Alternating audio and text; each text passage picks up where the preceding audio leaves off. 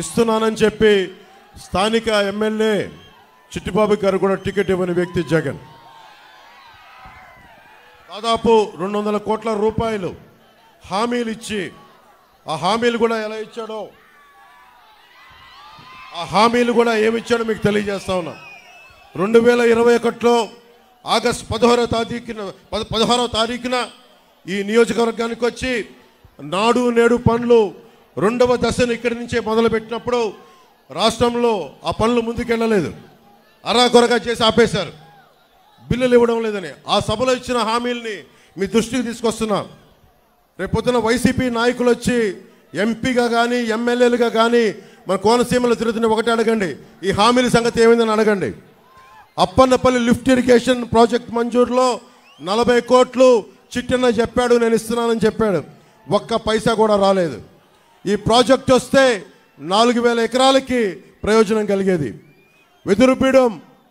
వెదురుపీడం causeway నిర్మాణం చేస్తామని హామీ ఇచ్చారు. ఇందాక గిడ్డి సత్యనారాయణ గారు చెప్పినట్టు వరద వస్తే ఈ ప్రాంతంలో గ్రామాలు మునిగిపోతూ ఉన్నాయి. దానికి 25 కోట్లు బడ్జెట్ మంజూరు చేస్తామని చెప్పి వాటిని కూడా పక్కన పెట్టారు. 2022 జూలై 6న గోదావరి వరదల సమయంలో ఊడిముడి లంక ఆ సమీపంలోని లంక గ్రామాల్లో జగన్ పర్యటించి అక్కడ ప్రజలకి గ్రామాలు నది కోత గురవుతున్నాయి, శాశ్వత పరిష్కారం చూపిస్తానని చెప్పి 30 కోట్లు ఖర్చు పెడతామని ఈ రోజుకి ఒక్క పైసా కూడా ఖర్చు పెట్టాల. 23 ఆగస్టు 8న గోదావరి వరదలు వస్తే వరదల నుంచి కోనసీమలో ఉండే తీర ప్రాంత గ్రామాలన్నిటికీ గట్లు పటిష్టం చేస్తామని చెప్పి 200 కోట్ల విలువైన హామీలు ఇచ్చారు. ఈ రోజుకి ఒక్క పైసా పని చేయలేదు.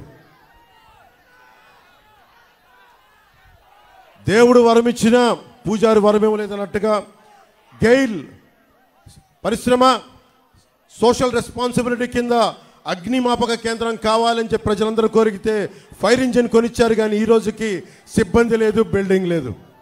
ఇలాంటి ప్రభుత్వం మనకి కావాలా? ఆంధ్రప్రదేశ్కి కావాలా? లేదా మీకు ఉద్యోగాలు ఇవ్వని ప్రభుత్వం, ఆడబిడ్డలకి భద్రత లేని ప్రభుత్వం, ధరలని రైతాంగానికి గిట్టుబాటు ధర ఇవ్వని ప్రభుత్వం, ఈ ప్రభుత్వం కావాలా లేదా అనేది మీరు ప్రతి ఒక్కరూ ఈరోజు ముందు కాకుండా ఇంటికి వెళ్ళి మీరందరూ ఒక సమాలోచన చేసి మీరు నిర్ణయం తీసుకోండి.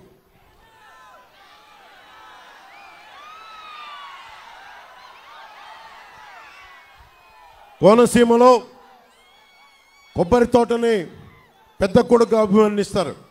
ఒక కొబ్బరి చెట్టు ఉంటే మా పెద్ద కొడుకని.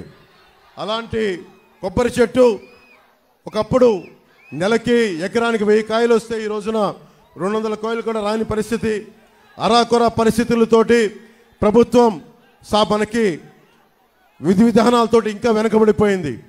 అలాంటి కొబ్బరి రైతాంగానికి, వరి పండించే రైతాంగానికి మేమందరికీ మీకు అండగా ఉంటాం.